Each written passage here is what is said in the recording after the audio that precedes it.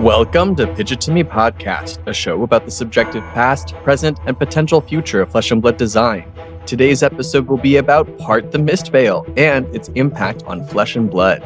You can find us across all socials such as Bluesky and Instagram at Pitch It To Me Podcast. I'm Joel. And I'm Fuzzy. No! That's the intro. My name is Clark. So did you guys see those new Ira spoilers? Are we not going to do a second day? I might keep that one, but let's do another one. Yeah. I'm Joel. I'm Clark. And I'm Fuzzy. So we got some new... Bro, those spoilers? Yeah, we saw a new headpiece and arms piece that are going to be in the Ira Armory deck, and I'm actually really fucking hyped for them. The headpiece can only be used by Ira because it fishes out Whirling Mist Blossom, which is an Ira specialization. But as a Katsu gamer, that arms piece looks pretty sick. Sheesh, yeah, it does. Yeah, he be playing with names recently, so I can imagine that he's going to be all over that. And God forbid there's anything else good in that Armory deck. Yeah. Reviews. I like it because it feels like they really designed it around Ira. Mm-hmm. Yes. And then the moment that it had the rename thing, they were like, maybe Katsu can do it. I totally I guess we'll have to see. I do love that. It's definitely an Ira design that Katsu can probably do good things with, and that's really cool. Yeah. No, I'm really excited about it as someone who did a lot of brewing with Ira to see if she could make it in the hunted meta. She could not. I'm really excited by these new play lines opening up. Obviously, we need to see a lot more of it. I do expect us to see a lot more of it, actually, even before this episode comes out. I think the episode is going to come out and we might already have a full deck list. Absolutely. Because LSS has some other news dropping today. Not the day that we're recording, the day this episode is coming out. Oh, you scared me. On Bluesky, they changed their banner to 7/1/2025 suspense. And it's fuck, what does that mean? But guess what? This episode is releasing July 1st. So we'll find out together. Yes, we'll find out together. But hey, if it hasn't come out yet, leave us a comment. Tell us what you think it's going to be. I think it's going to be the new set announcement. It could be, yeah. Oh, that would be just... Yeah. What do we think? Icing on the cake. Wizard? I don't think it's going to be a set announcement, actually. Okay. What do you think it's going to be? I think I'm on the camp that people I've seen are talking about it being a new keyword or rules text because it's in the same font as a rules text. It kind of looks for the Guardian Mastery set? It could be. The Ira deck? Maybe the Ira deck, probably more the Ira deck, but I don't know. Suspense is just written in that font. I have no idea what kind of a mechanic could be called suspense, but... Joel?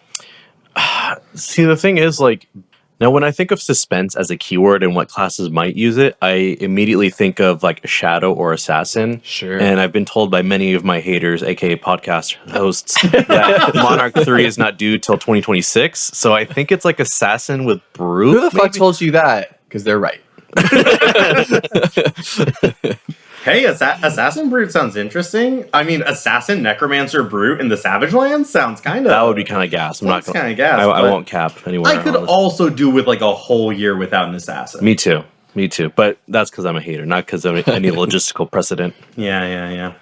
Well, let's start talking about today's episode. Today's episode inspiration is that Enigma LL'd and New LL'd. And there was so much going on in the world of Flesh and Blood when they hit Living Legend. We didn't really have the time to do our traditional debrief episode. We try to always take an episode, look at a hero, their journey, what a reprinted version of them may look like. We love recording those episodes to kind of talk about the history of the hero once they leave Classic Constructed. Yeah. You guys don't, though. You guys don't watch those videos. Well, the one with Aurora did very well. And that's just because we had a based guest. That has nothing to do with the episode itself. But, so we want to try to do something a little bit different because all of Mistveil has now LL'd. We're going to spend the entire episode talking about Mistveil. It has some really unique designs. It was a really era-defining set, I would say. Absolutely. 2024 definitely feels almost defined by the power level of Mistveil. Totally. And the beginning of 2025, too. So, a whole year just defined by this one set. Yeah. We do want to ask you, audience, what is your favorite aspect of Mistveil?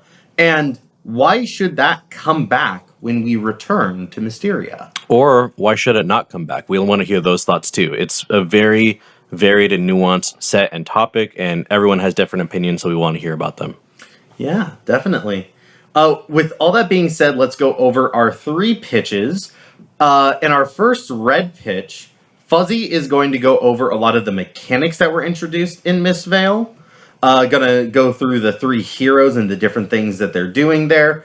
I'm going to be taking our second pitch, yellow pitch, and talk about why was Mistveil so strong specifically. Everyone talks about its power, but like, why though? Let's dig into the why. And then in blue pitch, Joel is going to lead us through the future of Part the Mistveil and what Mystic might look like in the future, sort of drawing on the lessons that we have learned as a community and as pretend designers, and what that might look like for LSS as they take it into the next step. You guys excited? I'm excited. I'm excited. I was born excited. Well, I'm going to take it away with red pitch then. I'm going to be talking about the 3 different heroes and the Mystic talent a little bit, and just what new mechanics we saw and how the design of the game was furthered when this set came out. So to get us in the spirit of my pitch here, every time a new hero is printed, it's LSS's chance to reevaluate what it means to be a member of that class and or talent combination. And it's a chance for us to learn more about what LSS intends for the future of that class. So let's start with talking about Enigma. Enigma has advanced illusionist design by making a board state hero that is much easier to interact with than other board state heroes in the past. Now, granted, Second Prism did this a little bit too, because all of Second Prism's allies have ward on them. Mm-hmm. But she also still played a good amount of Spectra auras, and she had these figments that couldn't be interacted with at all until they flip.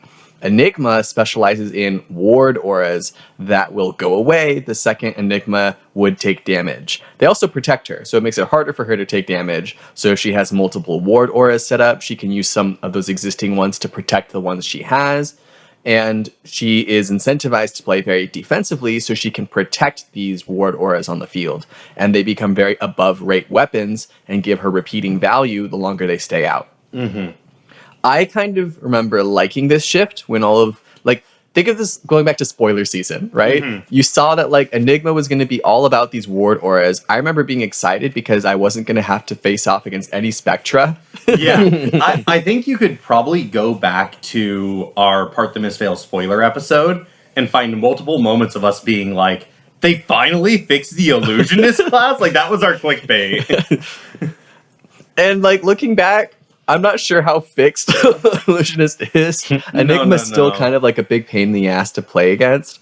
I think the idea of letting her defend her board state is something that was distinctly different from the other Illusionists, and something that a lot of people missed when they first read how she was going to be working as a hero. Yeah, because you can't really defend Spectra auras. Once they get attacked, the Illusionist doesn't have a say in it. If your allies get attacked, you don't get to defend or use defense reactions. But with the ward auras, because you're attacking the hero, suddenly there's a lot more agency to the Illusionist player. Another thing I like about a lot of the Mystic Illusionist cards is that they get better when you have no auras on the board. Think like Spectral Manifestations. Yeah. It will always give you a Spectral Shield, but it will come in with +1 counters if you didn't have any auras before. Which you really needed to make it worth the cost that you were putting into the card. Exactly. 2 go again to make 1 Spectral Shield is not that good. But those +1 counters make it a really nice card to play, especially when you have like Reality Refractor or whatever auras you're running. Like, the core design for Mystic Illusionist seems to imply that there's a give and take on your board. I want you to clear my auras so that I can reset and play my auras when I have no auras on the board. That way they're stronger. I want you to kind of deal damage to me. I almost want you to do exactly as much damage as I have ward on the board, but it encourages the Illusionist player, specifically Enigma, to get this value out of blocking damage with ward, instead of just like leaving your auras on the board, you know? I feel like the most well-known Mystic Illusionist card is the Manifestations of Miragai. Manifestations of Miragai. That card is so overtuned and it doesn't quite fit this design, right? There's no incentive for Enigma to get rid of her board before she plays Manifestations of Miragai, other than the fact that, like, if she has a full grip, it'll be a lot easier for her to stick it and land it and push, like, Command and Conquer on the same turn as she drops the Manifestations. Yeah, it's honestly really, really hard to play Manifestations in the most ideal game state. Aside from the fact that Traverse the Universe just gets you the free chi that you needed to play it. That's very true. But in terms of, like, if you're thinking, starting from nothing, I need to play a blue, then I need to transcend, then I need to use that to play Manifestations, and then get another resource to swing Manifestations, it's honestly pretty difficult. And adding on to that give and take aspect, the chi cards that you kind of have to play any of these Mystic heroes, they don't block, which makes it a lot harder for me to defend my Ward Auras on the field. There's a little bit more of that expectation that I'm going to be taking damage when I have to run non-block cards. And a lot of her auras that she had to play are instant non-blocks. Yeah. Making it even harder to protect the board. And if you play them defensively, it's just bad value. Mm-hmm. Going alphabetically, I want to move on to New. New pushed assassin design by actually returning to a few ideas that were already established in assassins like Arachne and Azuri. And I'm talking about contract Arachne, right? Mm-hmm. Like, at the time, we hadn't seen the Hunted yet, but we still saw this repeated pattern of 3 different things I'm going to talk about.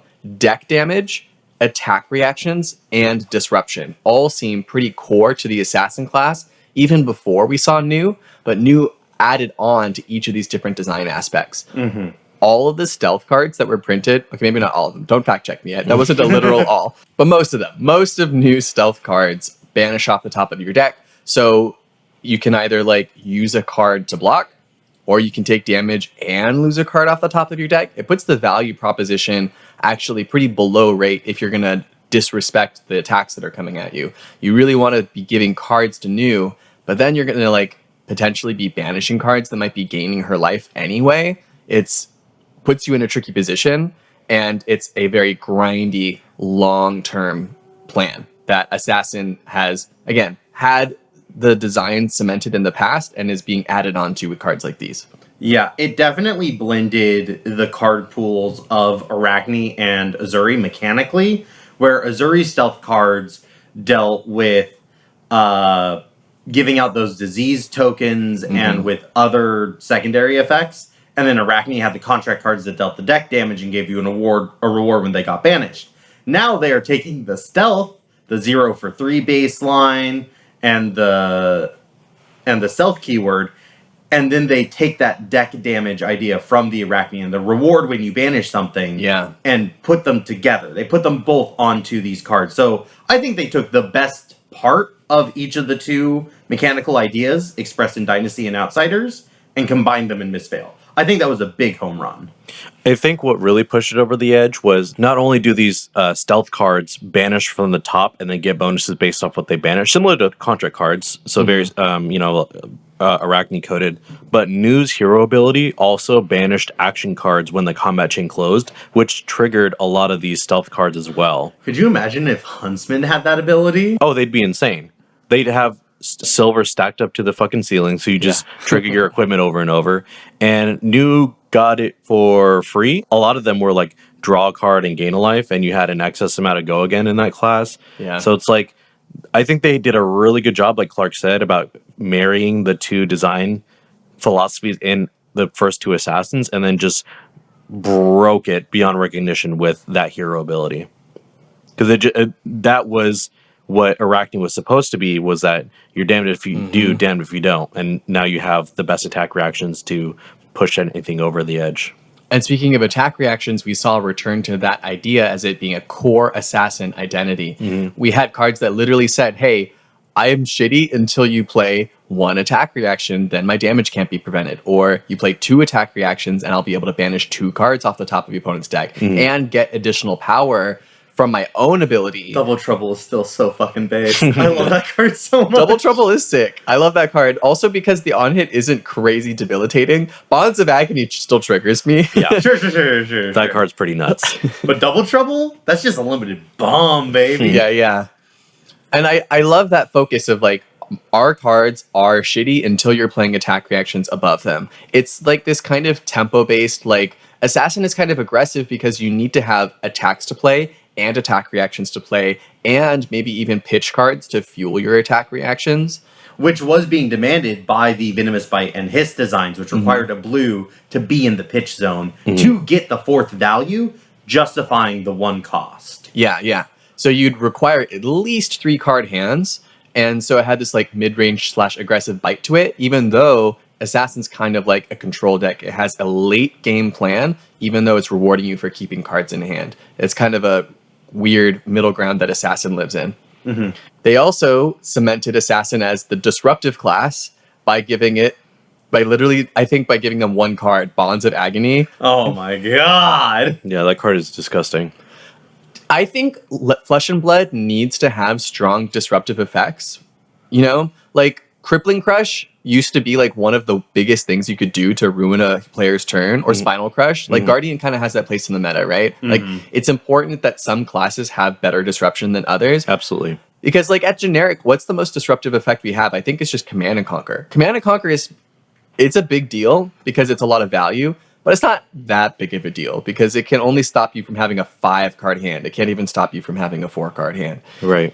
There's some other like specific hate cards, but I just think Bonds of Agony does have that important place in the meta of being able to completely shut down disrespective decks, aggressive decks. And I also kind of like that Bonds of Agony is hard to do multiple times per turn, or per game, sorry. It's really easy to do once, right? You have like the fucking shoes that are like 2 attack reactions in one, and it gives go again. Yeah. It's really easy to play the first Bonds of Agony out. And if you're playing against an aggressive decks don't want you to even have the opportunity to play like multiple Bonds of Agony. So I kind of recognize it as like an important thing in the meta that stops aggressive decks.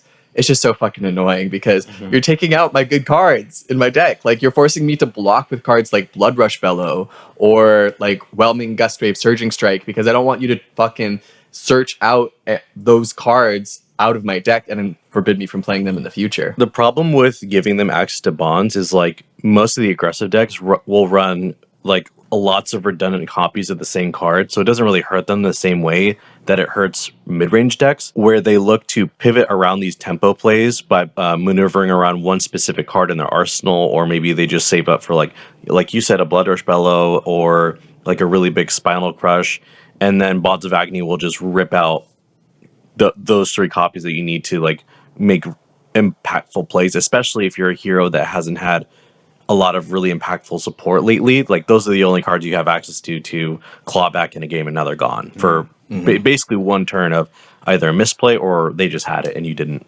I do want to mention one other thing about new, and that's a completely new type of effect that we had not seen in Flesh and Blood until new debuted it. And that's playing opponents' cards. I mean, technically we saw like Infiltrate, like it's a mechanic that existed.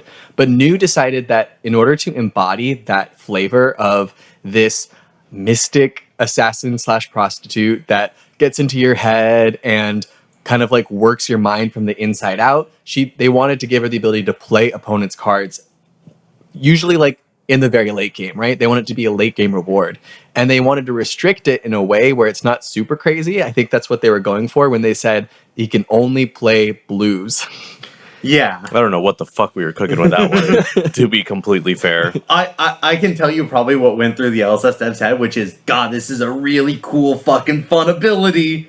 And it creates some really interesting matchups where some decks don't run blues, and so she just never has a hero ability.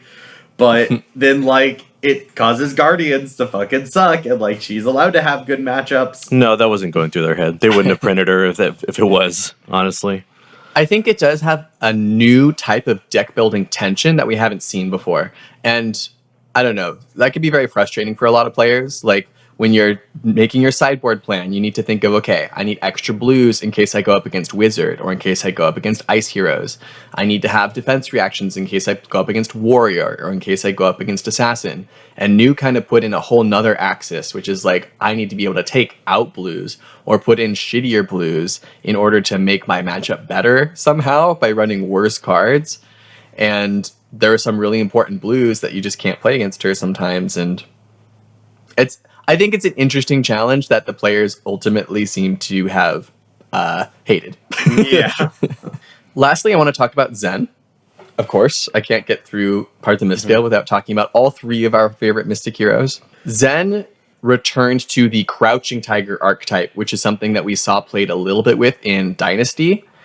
Crouching Tigers are also a sub-archetype of combo. So not only is Zen like the second combo-centric ninja that we've seen, he's the first one that's specifically focused on the Crouching Tiger combo cards, which is a very flexible type of combo. You know, think Katsu is playing Surging Strike into Whelming Gust Wave. Yeah, these into really narrow Mugenshi, lines. into Lord of Wind. Like, it's a very linear pattern, which admittedly has gotten less linear over the years, but not as dynamic as Crouching Tigers, where you can do Crouching Tiger into combo card, into another Crouching Tiger, into another Crouching. Like, Chase the Tail wants you to play Crouching Tiger into Chase the Tail into Crouching Tiger, and then you can usually line that up into something else. It felt like the closest thing to a real martial art where you have different forms of, you know, the same fighting style versus like the original Welcome to Wraith and Arcane Right, or excuse me, Welcome to Wraith and Crucible of War combo lines where it's like head jab, leg tap, and surging strike, and all of them are kind of shitty. But Crouching Tiger felt complete for once. And I also love how, as a Mystic Ninja, he advanced the idea of Crouching Tigers by allowing tigers to be created directly into hand. Technically, there were 2 cards that created Crouching Tigers in hand before, but Mystic Ninja is able to do it much easier, which allows other synergies, you know, with cards like Enlighten Strike. Or gore belching. Gore belching doesn't interact with hand, though. Art of War. But it lets you put them in deck. They have to go in hand before they go into deck. Oh, right. Art of War? Oh, what a party pooper over here. We can't have Art of War in our Crouching Tiger hand synergy deck, Clark. That's not allowed anymore. We don't talk about Art of War with our Crouching Tigers. Fine. Sorry for bringing it up. That's so 2024, Clark. Very unbecoming of you, honestly. I won't talk about Zen too much more because we have done a whole episode on Zen in the past, but he is my favorite Mistveil hero, and I think Joel's too. Oh, yeah. So if you want to hear more of our thoughts on Zen, you can go back and we'll probably put a link to our Zen episode in the doobly-doo. I think that's about all I wanted to say about the mechanics of Part the Mistveil and how they advanced the design of the game. I think we're going to move on to Yellow Pitch, where Clark's going to talk about the strength of Part the Mistveil and why strong, ? Yeah. So people are constantly, whenever they talk about Part the Mistveil, they go, man, Part the Mistveil was so strong. And then I think, was it? Why? Why is it so strong? And yeah, we can look at certain things like manifestations of Miragai and Traverse the Universe and see clear moments where numbers were just higher than they needed to be or could have been. You know, why is Levels of Enlightenment attacking for 3? It could have attacked for 2. Bonds of Acne could have been 0. Yeah. Great examples. But when I look at the card list of Part the Mistveil, I see a bevy of cards that were never being run. A lot of the M's just don't get run in decks. A lot of the legendaries are fairly underwhelming. And so, for me, I wanted to dive in a little bit more as to why do I think Mistveil was so powerful, and why did it give that sense of power outside of just explicitly numbers were big. And one thing I've noted is that the decks aren't full of Mistveil cards. Meaning, Enigma, Zen, and New lists only really ran about 20 to 30 Mistveil cards in their decks. And most of them were blues. It wasn't the reds, or even like the occasional yellow Majestic. it was mostly blues. And that's because I think Mistveil did something really, really interesting with the Mystic talent. This is something we didn't get to talk about in Red Pitch, so I'm probably going to throw the mic to you, Fuzzy, to talk about this at some point. Okay. But Mystic, a lot of the basic Mystic cards were based on this idea that they are blue-rated cards that become reds when you meet some condition. We spent a lot of time talking about Bonds of Agony. Mm-hmm. Yes, that is a blue 0-for-1 attack, but if you play your 3 reactions, it gains +3. That's a 0-for-4. That's a red. Why the fuck is a blue coming attacking for a red level of value? That's crazy. I think that's a weird example because I think the +3 is meant to be a reward for playing 3 attack reactions more so than a reward for playing a blue. But we do see that design a lot in the comments, like the droplet cycle. It's a 0-for-2, like a normal blue. But if you've already played a blue, it's a 0-for-4. That's red value. Ooh. Yeah, and like Transcending asked you to play blues. And Transcending and getting Chi, I mean, that is the core of all of these decks. So they are constantly asking the Mystic decks to play blues. And the thing is that blues that can convert into red value is really fucking good. Mm-hmm. And because it subverts this basic balancing act of the game. The whole idea is that reds generate bad value because they don't let you play higher costed things and get a lot of value that way. And blues, well, they give you lots of resources, but they don't deal a lot of damage. That's the whole point of the rainbow system. It's why we have the different pitches. It's so that it forces deck builders to say, I don't just get to run the 80 cards with the biggest number on them. Mm-hmm. I need to find some balance in my deck. I totally agree. I think they might have gotten a little bit overboard on like blues that actually give you good value. I think it would be pretty much fine if like at least the first blue I play every turn is an honest to God blue that's giving me like my 1 point of value, you know? Maybe a second point if I spend an action point to play it, which I'm not going to because I want to play other blues on my turn in order to do my Mystic stuff, right? Mm-hmm. It's just when you double Transcend, it really breaks because when you play a Transcend card and it flips back into a resource, that's kind of like drawing a card. Mm-hmm. Or you could say it's like, I've never actually played a card in the first place. Like my 4-card hand is still a 4-card hand. But you just got the free value from playing whatever that Transcend was. Exactly. Yeah. This leads to an enhanced consistency for the Mistveil heroes and for Mystic decks. Because so much more power is embedded in the blues, they can run more blues. And even when those blues have bad value, because of all the value that you're getting because you're playing blues, it all evens out to if, let me put this another way. When I play a Guardian hero and I draw 4 blues in a turn, I get to block 3 and throw 8. That's pretty fucking good. That's still only 11 value in a turn. When Zin draws 4 blues in a hand, I get my ass blasted with 20 plus points of damage. What the fuck?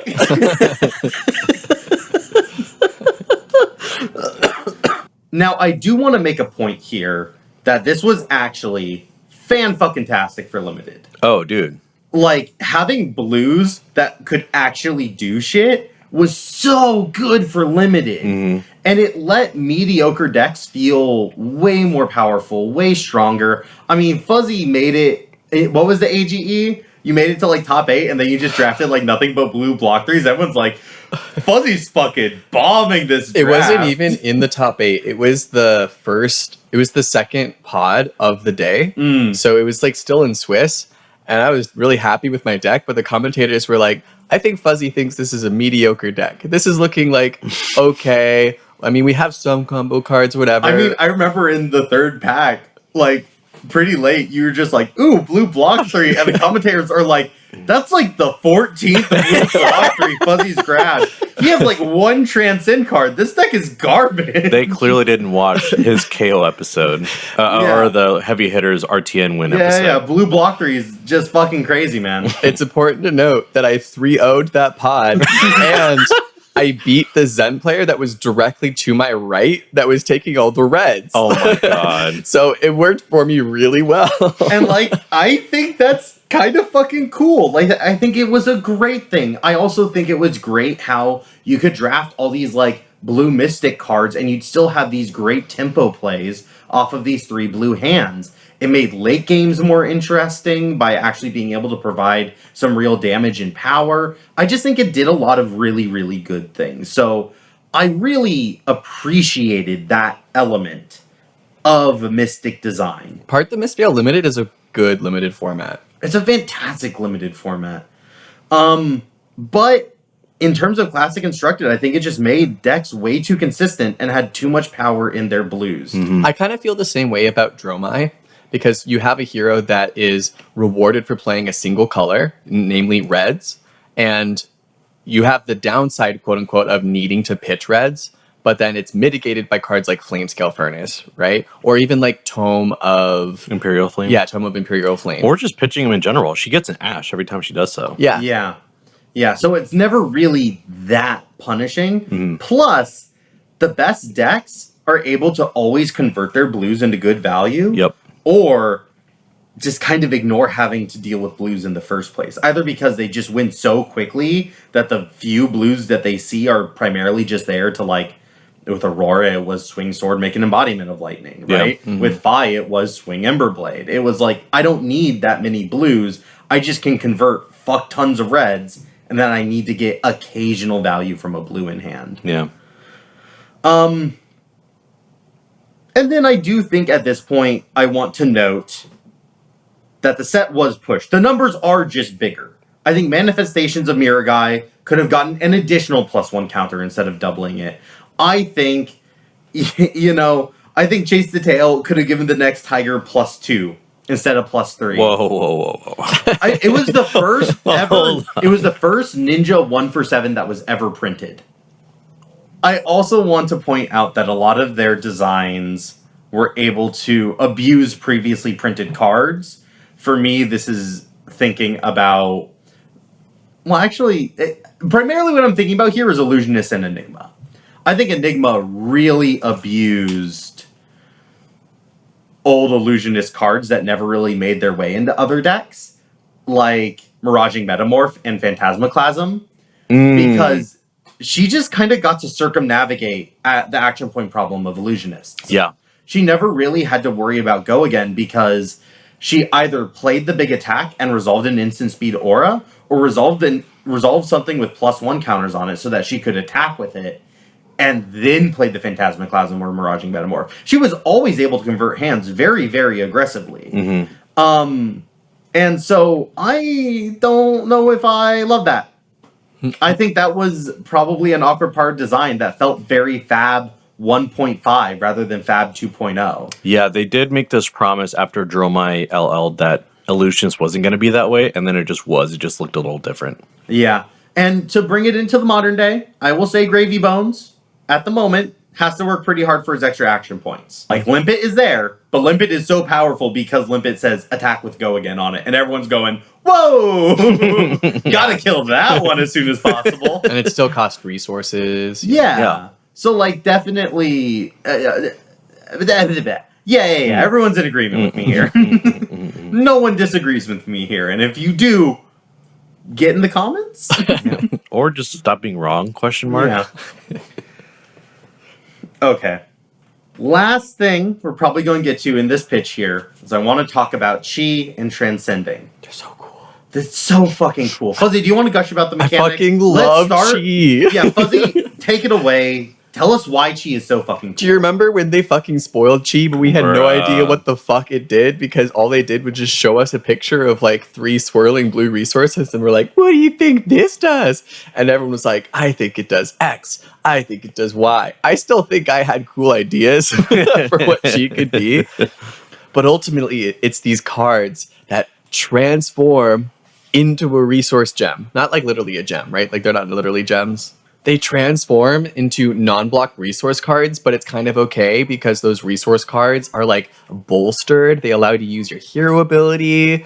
And as the game goes on, you're going to literally fatigue faster. You're going to reach a fatigue state sooner than other heroes because your deck, your mind, has literally transformed into mystic energy. I love the design of Chi. And Fuzzy, I'm so happy that in there you mentioned that they're like gems, but they're not gems. Because here's my hot take for the episode. They are gems. They're fables. Every single Transcend card is a fable. Because the first time you play it, you get a blue pitch and a fuck ton of extra value. Is that a hot take? I feel like it's a hot take. I don't feel like people talk about Chi like that. Only the fable's a fable. No, like I feel like these have absurdly high power. I think this is each individual Chi as an individual card is more powerful than Riches of Tropeldani. I agree with that. But that's intentional, right? Like fables are meant to be less powerful. Well, one, no, yes, but also no. Like that is one of the rarest, most expensive cards in the game. I think it's intended to have a high power level and a high impact if you're able to make it work.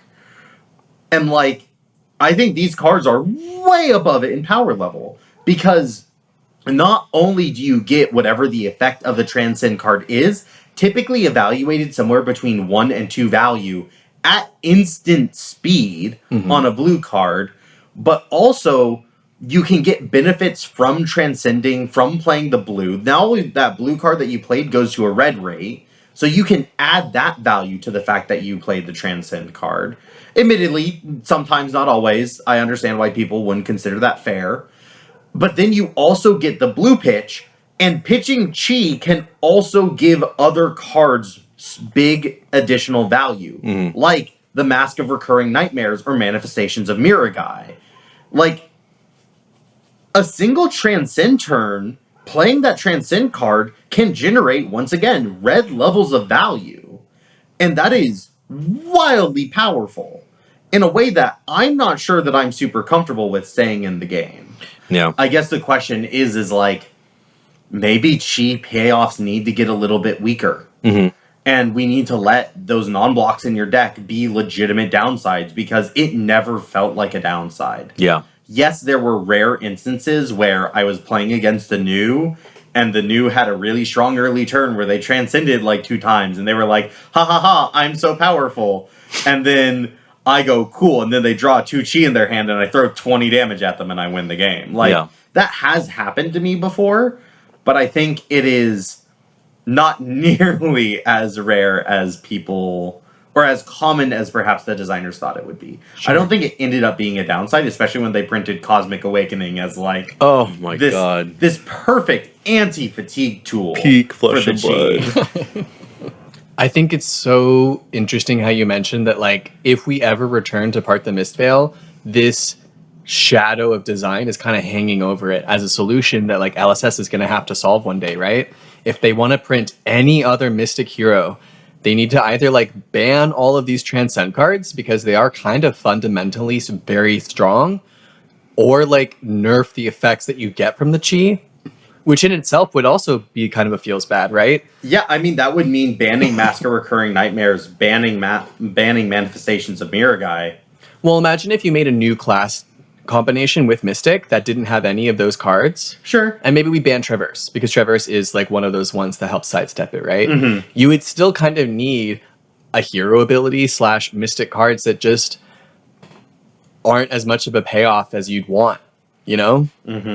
Like, the payoff would have to be not that good. The hero ability would have to be mediocre. And the whole power fantasy is that our hero ability is extra strong because we have to go through an extra hoop to get to it, right? Yeah, but it's not a hard hoop. Yeah, that's the problem. I'm really interested to see what LSS does in the future with the Mystic talent, which I think leads into our blue pitch. Yeah, and at the blue pitch. Joel? Oh, me? Yeah. Yeah, so for blue pitch, I'm going to talk about Mistveil as it exists, or it could exist in the future.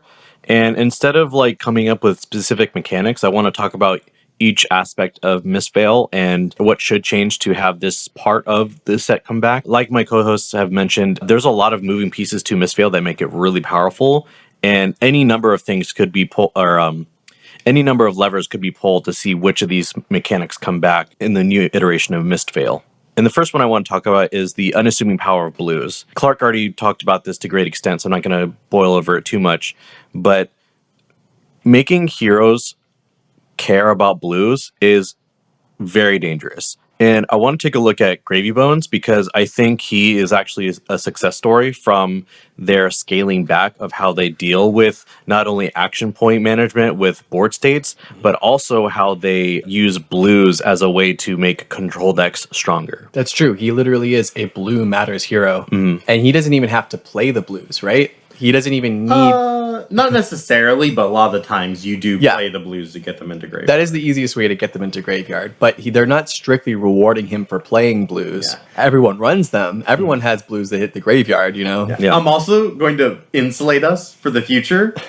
We've had Gravy Bones for like 2 weeks at the time of recording.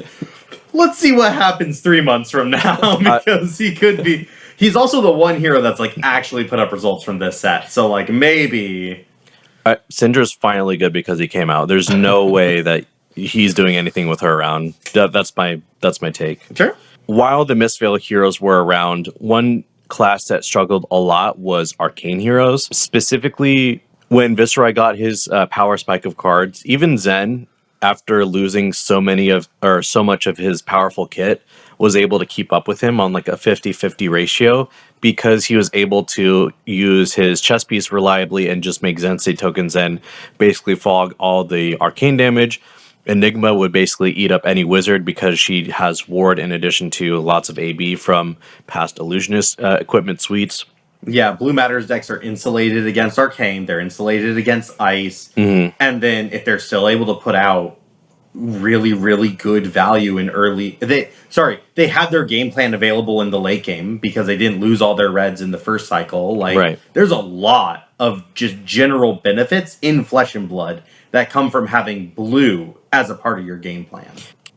The concept of what I'm going to call an outlet versus an engine in your hero power. I look at the most recent set high seas with Gravy, Marlin, and Puffin, and how they transformed gold to not make it the payoff, but use it as an engine.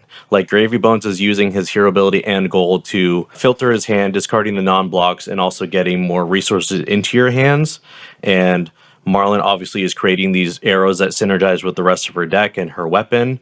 And then Puffin is also looking to crank multiple times, creating or converting gold into cogs and drawing cards off of larger hands. But none of these are things that say, I'm going to win the game or have a massive tempo swing if I activate my hero ability. This wasn't the case with Zen, I don't think. Or any of the Mistveil heroes. Right. I really like this distinction between outlet and engine. I feel like Zen putting a crouching tag in your hand is engine because a crouching tiger doesn't do anything. You have to run cards in your deck to make a crouching tiger good.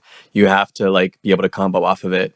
But being able to actually grab the combo cards with the hero ability means that you can just run combo cards, but what you're actually doing on your turn is really focused on making transcend happen. You transcend in order to fuel your hero ability, and then your hero ability kind of takes over and gives you the combo cards, gives you the win conditions really to overpower your opponent. Yeah, I guess I kind of want to... It made a lot of sense when you first said it, Joel, but I kind of want to lean on what is the difference between an engine and an outlet when oftentimes they are doing the same thing of paying off by having the thing. Yeah. Well, you phrased it earlier. Sorry, cutting you off, Joel, for your own words, but... I mean, sometimes we need to hear it two different ways from two different people. Like, if your hero ability is winning the game... That's different than if your hero ability is helping your cards do what they are supposed to do. Like when Gravy Bones loots, he's not actually playing allies. He's getting the allies ready to be played. It's a little different, right? Right. And I think Zen's... So we want to move Chi from being the outlet to the engine. Yes. I think one of the biggest issues with Zen's design is that everything was baked into his hero ability, and the cards that cared about being paid for with Chi, like Shwoom, the mascot of our podcast, it was extremely bad. Shifting Winds of the Mystic Beast. Yeah, shifting. Yeah, thank you. The Mask of Recurring Nightmares is kind of like, it's a control tool, so it's hard to say that it's a win condition, but it feels like an outlet more than an engine, you know? I can just fuel into my mask and I don't have to worry about what my other things do. Like, that's always on board. It's always an option for me. And by activating it, I am getting closer to my win condition. What about Enigma then with Manifestations of Mirror Guy? Because in this instance, that card feels miserable to play without the chi. Yeah, absolutely. And I'm glad you brought up both those examples because I think they're both, part of the problem. Mask of Recurring Nightmare is very strong because when you didn't have a hero power, you had Mask of Recurring Nightmares. And that meant no matter what, you always had an outlet for your chi. And ripping a card from your opponent's hand it's really hard to calculate that value. The baseline is 3, of course, but when you're a deck that also disrupts from hand, that's just too much. Yeah, we did a whole episode about that. We sure did. And with Enigma using Manifestation of Moraga, we've said it multiple times just this episode, that card is wildly overtuned. Yeah, but it was the mechanic that you're more looking for chi to lean on. You're looking for chi to augment the other cards, the other strategies. You want Transcending to be a big tempo play, something that you need to hold on to a lot of cards to be able to pull off. Exactly. So to kind of pull it all together, I think Chi is a very interesting mechanic, but to be reeled in truly, I don't think any of it can start in the equipment zone. So a lot of stuff needs to get banned. Goodbye, Transcend. Goodbye. Or Traverse. Goodbye, Traverse. Goodbye, Mask. Oh, that art's so fucking You can have the mat. I bought the cold foil extended art. Me too, buddy. Me too. It's sitting in my binder right now. I think all of that needs to be banned. And I think the dev team needs to take a really hard look at the cards that are being played from the chi. That way you're keeping 4 or 5 card hands to really have the same tempo swings that you did with OG Part the Mistveil. And they're flavorful. They're not just like overtuned backbreaking cards. The last thing I wanted to gloss over is obviously with each of these heroes leaving the format, we need to think about who's coming back to replace these heroes, whether it's in the same combination or future heroes. For this example, I'm only going to do possible replacements and what happens or what I think should happen for each class in order to improve upon the design rather than just, making the second prism or whatever. I'm so excited. And because of the lack of lore implications, it's kind of hard to insert who I think should replace each of these heroes. Like, I don't have any names in mind. Mystic Ira? I was thinking about Ira as well. But the first thing that comes to mind for a Zen replacement is obviously Benji. They did talk about it, I think, briefly, that Benji was supposed to be the first Mystic Ninja. But with the way that his design space existed at that time, it was like your cards that are 2 or lower base power are unblockable with cards from hand. And then they were probably going to try to make the Crouching Tigers unblockable or play on that unblockable death by 1,000 cuts kind of design. Right, which sounds like...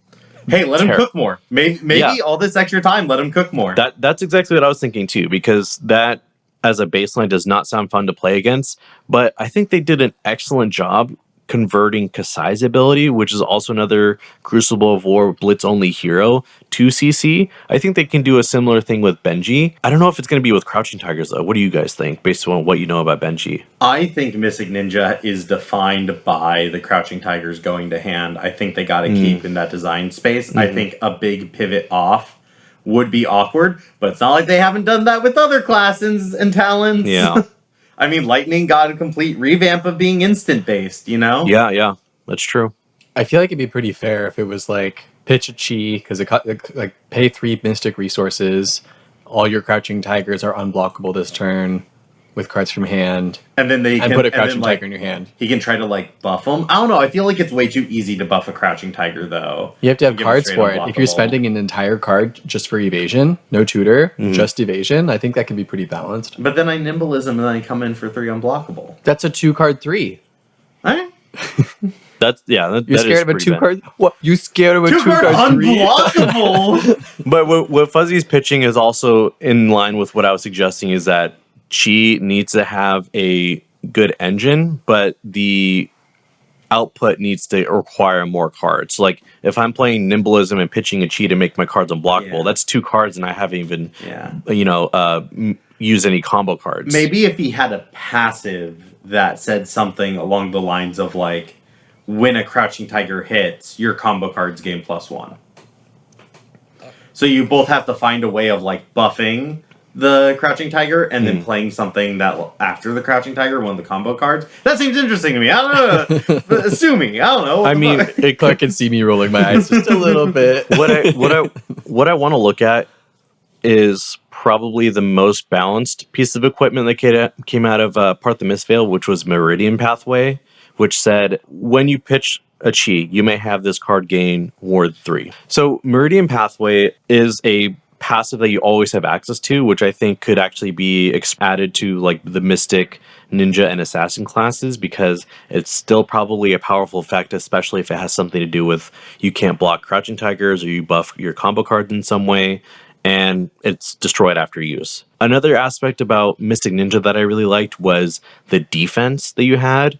I've heard a lot of complaints when Zen was like the top dog, how he had too much armor when he was like the offensive top dog. But when he was toned down on his offensive, he had a lot of defensive tools that players had to lean in, and it made him like basically the perfect mid-range ninja. No offense to Ira players. And so if he were to come back, that's also something else I'd like to see, because we know what Transcend can do when you are good at offense. We don't need to see that anymore. I think the defense on an offensive class could be an interesting spin. I mean, it's also a pretty flavorful one, right? The monk who finds inner peace is not going to use that inner peace to bash your head in. He's going to use that inner peace to protect himself. Exactly. Yeah, I think it's a really cool sunset of the design. Moving on to Enigma, we already talked about how she can basically use all of her action points at her will, and I think we've already commented on Enigma's cost curve, and so if the next Mystic Illusionist were to come back, I think it should, or a much higher cost curve. Sure, they got the blues, they can afford it. Exactly. Like, why didn't they just have Manifestation and Moragai be the baseline, where it's 3s, 4s, and 5s to pay for your big boards, and then just not give them go again? Like, just have them be really big. This would also really reward the Enigma for letting the opponent clear their ward a little bit more rather than fighting to hold on to it. When you have a lot of small amounts of ward, you can control breakpoints a lot more comfortably. Right. When you have bigger sources of ward and you're like, well, I could full block and then take 1 and lose my ward 6. So I guess I won't block that much. Right. Just block 6 with my ward. I mean, yes, but at the end of the day... Like, you had to pay for it. It's still fair, yeah. But what if that 0-for-4 with Go Again comes in and, like, is coming in for 1 over? Now you're maybe losing a little bit of that value, and, like, the opponent got 1 up on you, and maybe that's okay.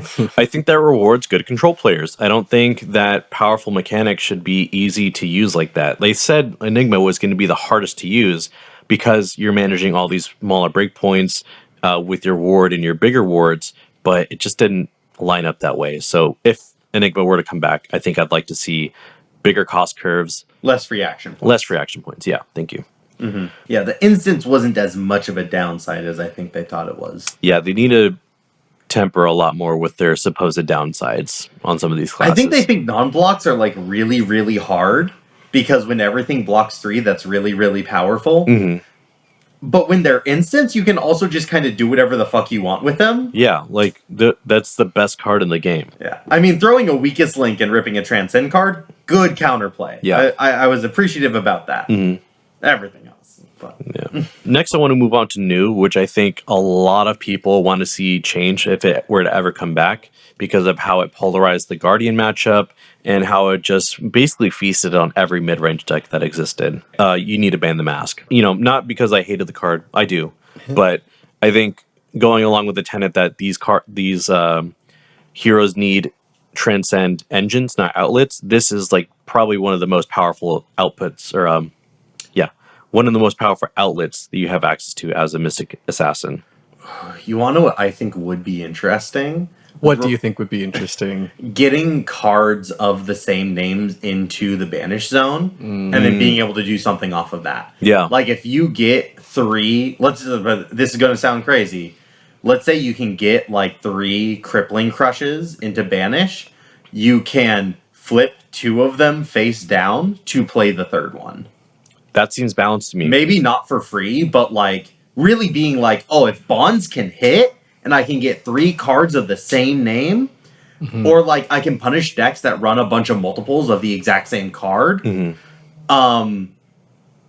and just having to work a little bit harder to get those cards into banish. Yeah, and that does it provides that entirely new deck building tension that I kind of liked about new, where now instead of thinking, hey, I have to be careful what blues I run, now you have to think I have to be careful what play sets I run. It doesn't tackle something as fundamental Right. as blues. Although I would say running play sets of things is really fundamental. Sure, but it doesn't come in until the late game. And in my mind, you would still have to pitch to play. You don't get to fucking play a Crippling Crush for free just whatever. because you got 3 in banish. Yeah, and also The playing for free was whack. with this design in mind, you also have the agency to block with one, and then if you banish the other two, the new player still needs to banish the third to get the effect. Which does reward her specialization. I mean, it's not the specialization, but the Mystic Assassin Transcend card wants to banish cards out of graveyard. So, like, giving a fucking reason for that to be a powerful effect is still good. I can see LSS printing an effect like that. Yeah. Yeah, because then it just requires them to keep more cards and use their chi instead of just like pitching one and you have access to every blue in their deck. That doesn't make sense. Yeah, and any amount of them too, right? You can play all of the blues? No, like this is once you get to take one card. It can be a red, but like, yeah. And I still love that idea, like, we're going into the new matchup, I'm going to have to flip through my deck and see if there's any cards I need to take out, and the answer would be like, I take out 1 levels of Enlightenment, you know? Yeah. That could be so interesting. Yeah, I'm going to take out my Blood Rush Bellow and put in some random yellow 6 because I think it's more important to restrict the ability for her to... I mean, actually, Blood Rush Bellow is a horrible card for her to play. But the idea's there. Yeah. One swing big, yeah. Yeah. I think also one of the biggest gripes about people, or that people had about Nu's design, is that she had the best assassin attack reactions in the game. Hiss and Venomous Bite don't say Mystic or Blue or anything like that. They just say... Or Stealth or Contract. Yeah, they could use it on any attack. And well, Fang Strike was playable on any attack. The other one had to be played on an assassin attack action card. But it was not keyword restricted. Or Mystic. Or Mystic. Yeah. That is also true. Actually, that was crazy. Why the fuck did they play it on Mystic attacks? yeah, but you see what I mean? Like, there's no other stealth cards that exist in the untalented or shadow assassins that are unrestricted like that. Like, they can't react onto the contracts the same way that they can do on the stealth cards that they've released with. And if this assassin talent combo type comes back, I don't think they can have anything like that ever again, or maybe a ban, because that lack of deck building tension just let them be the best assassin, similar to how like Starvo or Oldhim just dwarfed the other Guardians at the time, because there's no reason for you to be playing them. They don't have any value proposition greater than being able to react on any assassin attack action. Yeah, why do the best contract attacks get to go to 8 because you had a Venomous Bite in hand? Right. And OG Arachne can get it to maybe 7. Yeah. On a good day. But yeah, that's sort of my 2 cents around the 3 heroes, what I think should happen if they were to come back. So to summarize, it's Zen, let's see a little bit more defense, and not just the free tutor. Definitely do more of an engine idea there. And Enigma, I would say, needs much higher cost curve, much bigger wards, and a lot less action points. Which could be interesting. Make her like a Guardian-y illusionist. Right. Big heavy hits, big heavy ward amounts. Yay. And then with New, it is depolarize her hero ability, make it a little bit more general, but then that opens up a lot more design space for her to feel a little bit more fair. Yeah, exactly. You put it beautifully. But with that being said, I think I'm done with my pitch. I think we should go to our Arsenal Zone now. The Arsenal Zone? I love the Arsenal Zone. The Arsenal Zone is a part of our podcast where we talk about cards that we love, cards that we hate, cards that we love to hate, or cards that just kind of are there in our chaff pile, and you're organizing the boxes that you pulled like, oh man, you're calling me out, months ago, and you're just like, wait, I love this card. Those. We also like to shout out a card from a Patreon subscriber to get our Patreon subscribers into the show. And today we have randomly selected Bwipy. Bwipy! Woo! Thank you, Bwipy. The hottest meme creator in all of Flesh and Blood. Yeah, if you haven't seen their channel already, go check it out. They've also been a longtime fan of ours, a diehard Riptide fan. We're a big fan of Bwipy over here. And he's been consistently, submitting these cards for us to talk about on the Arsenal Zone. And for today, he's talking about Olympia. And Bwipy had this to say about Olympia. Well, hold on. Can we... who's Olympia? And Olympia says, the first time that any of your attacks would win a wager, create a gold token. And he had this to say about Olympia. Literally all I've been thinking about is Olympia. Since the interview with Brian Go, stating that him and Betsy were meant to be limited only, and they expanded them into adult heroes because, quote unquote, why not?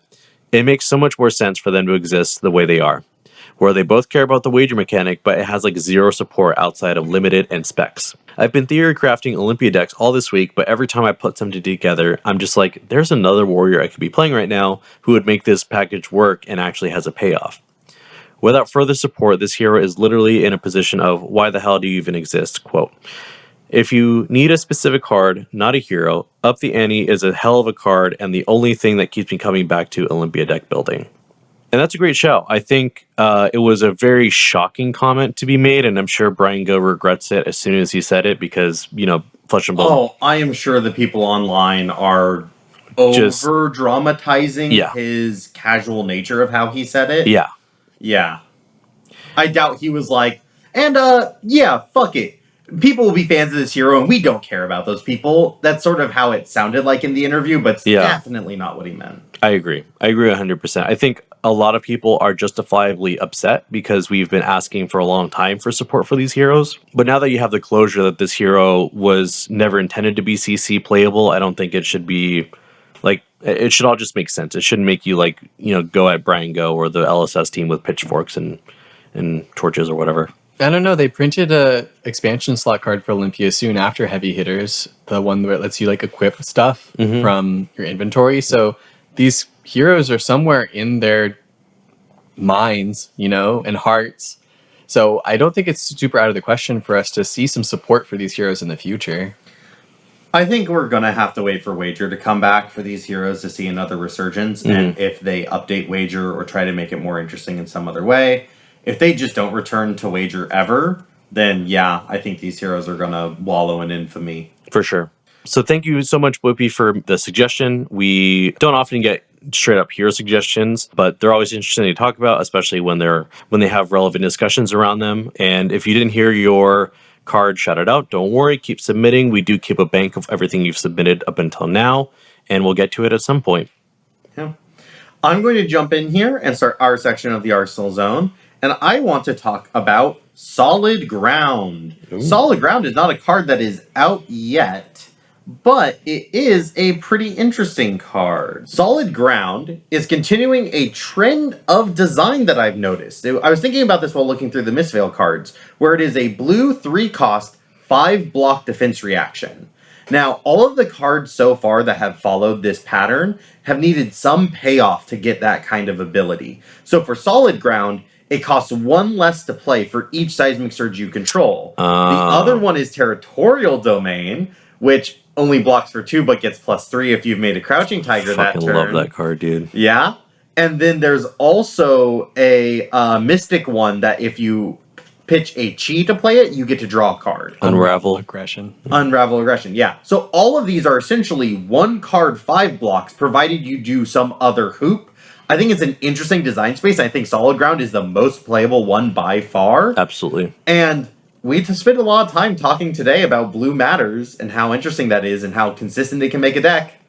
What if they make Guardian really strong with good blues? Finally, maybe. I'd love to see it. They're the first class to make it sexy, to care about blues. First class to care about blues. So I would love to see it, baby. I'd love to see it. And I think Solid Ground is the most playable version of this set of design. So, yeah I like it's pretty cool. Joel, what about you? What card do you have for us? So the card on my mind this evening is Levels of Enlightenment. It's one of my favorite Mystic cards. I think it represents so much of part the Mistveil, I like the modality of it, and I'll explain the card to you before I continue. Levels of Enlightenment is a blue 3-block, 1-cost, 3 base power that says when this attacks, choose 1 for each blue card you've pitched this turn, and you pick one of 3, which is one of 3 modes. Draw a card. This gets +2, or this gets go again. And I loved the playing with the instances and your hero ability being able to get multiple cards in the pitch zone before this card resolves. I loved the high roll potential of having 3 blues when you're playing with Zen, like with your Sacred Art. I love that this card as the baseline is like a 2-card 7. The fact that it also comes in extended art is pretty cool too. I loved top decking Levels of Enlightenment off of Levels of Enlightenment. Yeah, and you just roll it back, baby. Yeah. And it was such a unique, oh my God. And this is the card that helped me win my RTN most recently. Oh, nice. Because I was able to, well, I won't get into the line, but I used this card to basically lock a win against a very hard matchup. And yeah, it's just a card that's near and dear to my heart. The OG High Tide. Get 2 blues for a strong effect. Oh, yeah, exactly. Yeah. This card should have been 2 power, but you know what? Y'all can have your fun. Yeah, I'm excited to play this card again sometime soon. Yeah. Yeah, that's my card. Fuzzy, you got a card? My card for today is Whelming Gust Wave. Yay! Because they spoiled some ninja cards lately, like I said, in turn 0. The card that they spoiled today is called Okana Scar Wraps, and it's kind of like Breaking Scales. Breaking Scales was already this nice common that Katsu players were playing because it gave one of your combo cards +1 at one point during the game. So until I use my Breaking Scales, you have to respect every Whelming Gust Wave that I play because that on-hit draw card is a little bit harder to block if I can just give it +1 whenever I want to. What's Whelming Gust Wave? Whelming Gust Wave is a 0-cost 3-block that comes in red, yellow, blue with 3, 2, and 1 power respectively. And it says combo. If Surging Strike was the last attack this combat chain, Whelming Gust Wave gains +1. Go again. And if this hits, draw a card. Wait, that's like Levels of Enlightenment. It's 1 under rate and it goes to like 1 over rate and on hit draw. It becomes Snatch Go again. Oh, that's true. Fuzzy's favorite card, Snatch 2. And it's a 3-block, baby. So, oh my God, even better than Snatch 2. So Whelming Gust Wave is like one of the best cards that Katsu's had for the longest time. Okana's Scar Wraps is so good with Whelming Gust Wave that it gives us like a reason why we might want to ditch the Kodachis and start running Edge of Autumn, baby. Banish Edge of Autumn to give Whelming Gust Wave +1 multiple times per game. Hello? Holy shit. So yeah, I'm going to be really annoying at armories now. Or as Clark claims, continue to be annoying at armories. Yeah, you play fucking Katsu. Yeah, for those of I run into your ass and I'm like, oh God, I have to block. You got to overblock by 2 because I got the Okana Scar Wraps and the Ancestral Empowerment. I already had to play around your fucking 3 pumps back during fucking heavy meta. So I actually have a copy of Whelming Gust Wave that I brought to sign and give to each of you hosts. And I brought the red one, you know. Woo! The good one. One for you and one for you. Thank you, Fuzzy. So go ahead and drop in the comments and let us know your thoughts on Part the Mistveil and what you liked about it and what you'd like to see. And it's immediately gonna get outdated because LSS is gonna reveal whatever the fuck suspense is. And everyone's gonna want to know our opinions on it. It's like, why are they talking about Mistveil? Yeah, don't worry. We will get to it a week late. I swear it's a new set. All right. Well, be sure to join our Discord for the spoiler season coming up because we're the only place where you can get spoilers. And be sure to join the Patreon if you want to hear your cards shouted out or maybe play in the next round of Crucible games. Yeah, speaking of Crucible, I have a really cool format for July. So by the time it's July 1st. It's July 1st now. So go ahead and hop onto the Discord or Holy go to our shit. socials and you should see some information about it. Hell yeah. Well, with that being said, guys, bye. Bye-bye.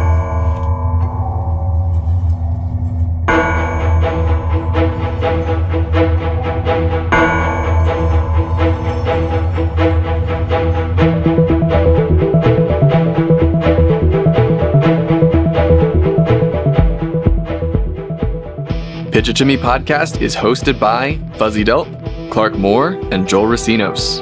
Executive producer, Talon Stradley. Logistics coordinator, John Farkas. Music by Dillon Hulse. Logo by Han V. Sound mixing, Christopher Moore. And last but not least, you. Thank you for listening.